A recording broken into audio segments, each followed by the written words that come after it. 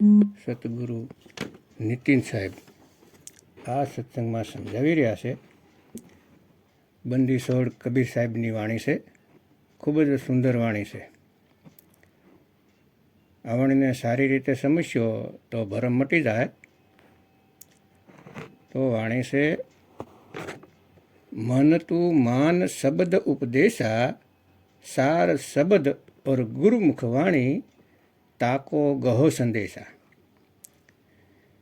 કહે છે કે હે મન, તું ફક્ત શબ્દનો ઉપદેશ ગ્રહણ કર. ફક્ત ને ફક્ત શબ્દને જ પ્રેમ કર. અને આ દેહના ચક્કરમાં ન પડ. કોઈ પણ ગુરુ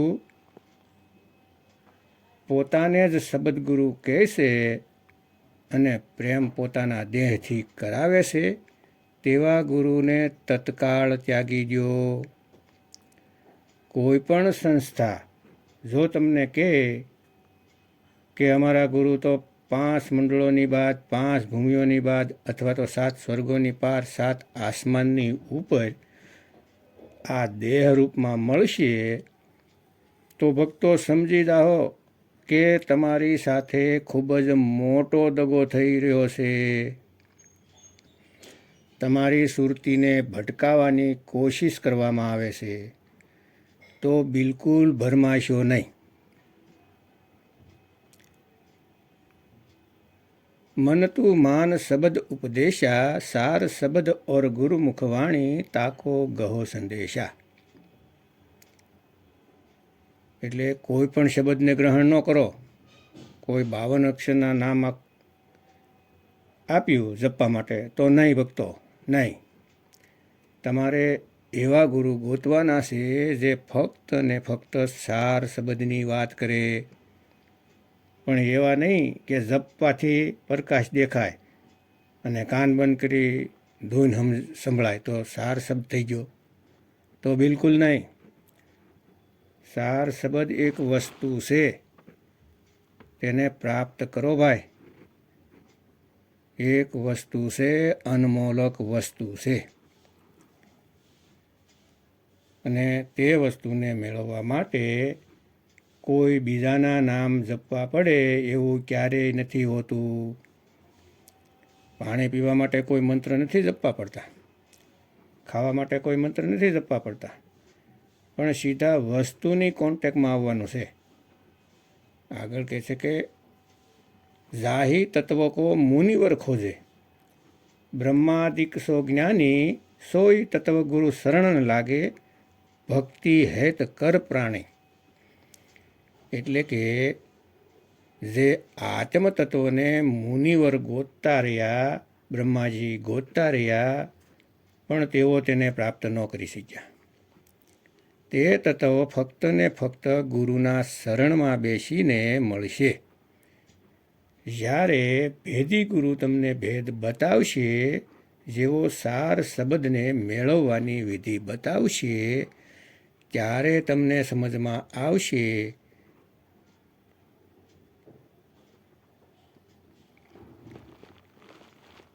કે સબદગુરુના શરણમાં ધ્યાન લગાવીને તે શબ્દને આત્મ તત્વને મેળવી શકાય છે, અન્યથા ક્યારેય નહીં.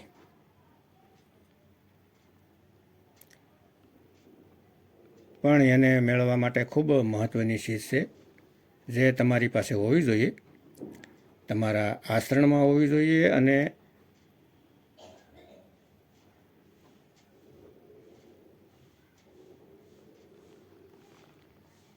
અને જો નથી તો ભેદ પ્રાપ્ત કર્યા પછી પણ તમે તેને નહીં મેળવી શકો, બિલકુલ નહીં. તમારી અંદર દયા હોવી જોઈએ, પ્રેમ હોવો જોઈએ, સંતોષ હોવો જોઈએ, ગુરુ પ્રત્યે પૂર્ણ વિશ્વાસ હોવો જોઈએ કે ગુરુએ મને જે રસ્તો બતાવ્યો છે તે બિલકુલ સત્ય છે, તેની સિવાય બધું જ ખોટું છે. જ્યાં સુધી એવી ભાવના તમારા મનમાં નથી, ત્યાં સુધી તમે એને મેળવી નહીં શકો. કેમ કે તમારું મન દુવિધામાં જ રહી છે કે આ સત્ય છે કે નહીં, કેમ કે આંખોથી આ વસ્તુ દેખાતી નથી. એ તો ફક્ત ને ફક્ત વિવેક દ્વારા સમજવામાં આવે છે, અન્યથા કદાપી નહીં. એટલે બોલે છે, કહે કબીર સુનો ભાઈ સાધો, મેં તો હું વિશ્વાસ મેં. તો પહેલાં તમારે પૂર્ણતાથી સ્થિર થવું પડશે ગુરુના શરણમાં, ગુરુના જ્ઞાનમાં, કે જે ગુરુએ બતાવ્યું તે પરમ સત્ય છે અને તેને પ્રાપ્ત કરવાનું મારી જિંદગીનો પરમ લક્ષ્ય છે. આગળ કહે છે, પ્રથમે દિયા દીનતા આવે, હાસી મિથ્યા ત્યાગી, આત્મસીન પરમાત્મ જાને, સદા રહે અનુરાગી. शब्द प्रतीत और शब्द कसोटी, निस दिन विरह विरागी, जहाँ को अर्थ तहाँ लो बूझे, जहाँ लागी तहाँ लागी.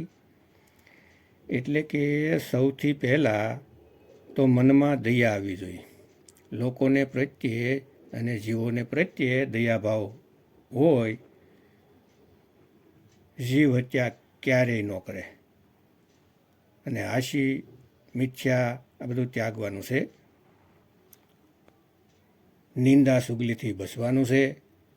કોઈની મજાક નથી ઉડાવવાની, કે કોઈ ખૂબ ગોરા છે અને કોઈ ખૂબ કાળા છે, તો કોઈ શરીરથી વિકલાંગ છે, બિલકુલ નહીં.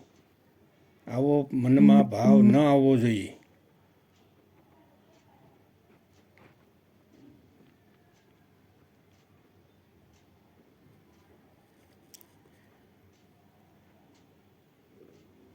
કે કેવું મોઢું છે ને કેવું શરીર છે ને એ બધું તેમના કર્મો અનુસાર તેમને મળ્યું છે. કોઈ ખૂબ સુંદર છે તો એ એના કર્મના લીધે છે. કોઈ કાળું છે, બદસુરત છે, તો એ બધું એને કર્મને અનુસાર છે. એમાં કોઈની મજાક ઉડાવવાની જરૂર નથી, કેમ કે દરેક બંદા અહીં કર્મોથી બંધાયેલા છે. ચાહે ગુરુ છે, चाहे शिष्य. एक डाल दो पंछी बैठा, एक गुरु एक चेला, गुरु की करनी गुरु भरेगा, चेला की करनी चेला. આમાં કોઈ સંશય નથી. ગુરુ અને ચેલા તે શબ્દની ભક્તિ કરીને જ મુક્ત થાય, એમાં કોઈ સંશય નથી. જરાય કોઈ ભ્રમિત ન થાવ કે કોઈ ગુરુ શેલાને પાર કરી દેશે, તો બિલકુલ નહીં. અરે તે શબ્દ ગુરુ છે, તે બધાને પાર કરશે.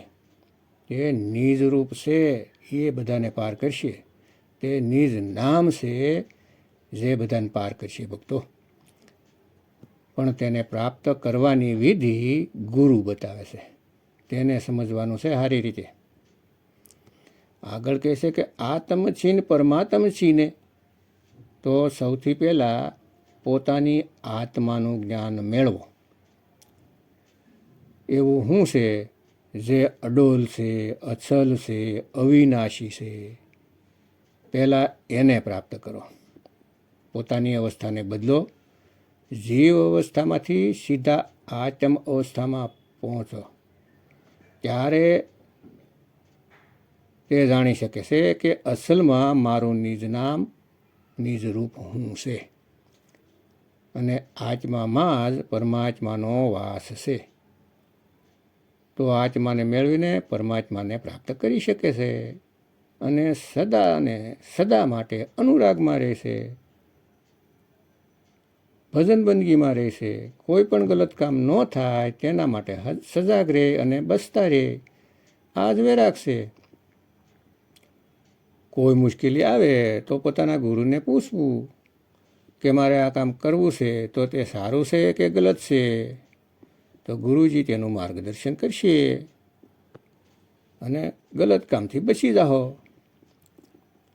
આગળ કહે છે કે શબ્દ પ્રતીત શબ્દ કસોટી. તો આ બંનેને સારી રીતે સમજવાનું છે ભક્તો. એક તો શબ્દથી પ્રતીત એટલે કે પ્રેમ કરવાનો છે, શબ્દને પરમાત્મા માનવાના છે, શબ્દને જ બધું માનવાનું છે. પરંતુ કયા શબ્દને? એના માટે શબ્દ કસોટી, તે શબ્દને કસોટી દ્વારા પરખવાના પણ છે કે ગુરુએ આપણને કોઈ પણ શબ્દ આપ્યો છે તે શું છે, કયો શબ્દ આપણને પકડાયો છે? જાપ પકડાયો છે, અજપા પકડાયો છે, અનહદ પકડાયો છે કે સાર શબ્દ? તો સાહેબ કહે છે જાપ મરે, અજપા મરે, અનહદ ભી મર જાય. જો આ ત્રણ આપેલા છે તો આ ત્રણેય તો સ્વયં મરી જાહે, ખતમ થઈ જાહે. અને સુરત સમાય શબ્દ મેં વાકો કાલ ન ખાય. અને જો સાર શબ્દ આપ્યો છે જે જાપ અજપા અનહદથી ન્યારા છે તો તમારું કામ બની જાહે. કહેશે જહાં કો અર્થ તહાં લો બુઝે, જહાં લાગી તહાં લાગી. એટલે કે કોઈ પણ ગુરુ કોઈ પણ વાણી બતાવે છે તમને, તો તે સહી જગ્યાએ તેને લગાવે છે કે નહીં? ક્યાંક એવું તો નથી ને કે વાણી બોલીને ભરમાવી રહ્યા છે? કઈ વાણી ક્યાં ઉપયોગ કરવી એનું જ્ઞાન છે કે નહીં? જેમ કે અત્યારે કેટલાય ગુરુઓ સંગત વધારવા માટે કહે છે કે તમારે કાંઈ નથી કરવાનું, જે કરશે તે ગુરુ કરશે, ગુરુ તમને ખુદ પાર કરશે, તમારે કાંઈ નથી કરવાનું. અને વાણી કહેશે ના કુછ કિયા ના કર સકા, ના કરને જોગ શરીર ઓર જો કિયા સો ગુરુ કિયા, ભયો કબીર કબીર. આ વાણી તમને દેખાડીને ભરમાશે અને કહેશે કે તમારે કાંઈ નથી કરવાનું, ભક્તિ પણ નથી કરવાની, કાંઈ નથી કરવાનું, ગુરુ પોતાની કમાણીથી પાર કરી દે. અરે મારા ભાઈ, આ વાણી ક્યાંની છે અને તમે ક્યાં ફિટ કરી દીધી? આ વાણી તો ત્યારે બોલી હતી કબીર સાહેબે જ્યારે પંડોએ કાશીમાં હલ્લો મચાવ્યો હતો, ખોટી અફવા ફેલાવી હતી કે કબીર સાહેબ ખૂબ જ મોટો ભંડારો કરે છે, 3 દિવસ ચાલશે. તો ત્યારે કબીર સાહેબ વાણી બોલ્યા હતા કે જો કુછ કિયા સો હરી કિયા, ભયો કબીર કબીર. તો ક્યાંની વાણી ક્યાં ફિટ કરીને લોકોને ભરવામાં કાંઈ બાકી નથી રાખ્યું. એટલે બોલ્યા કે જહાં કો અર્થ તહાં લાગો, જહાં લાગી તહાં લાગી. જ્યાં વાણી લગાવવી જોઈએ ત્યાં જ લગાવીને તેનો સાચો અર્થ બતાવીને શિષ્યને બધો ભરમ દૂર કરે તે સદગુરુ. આગળ કહેશે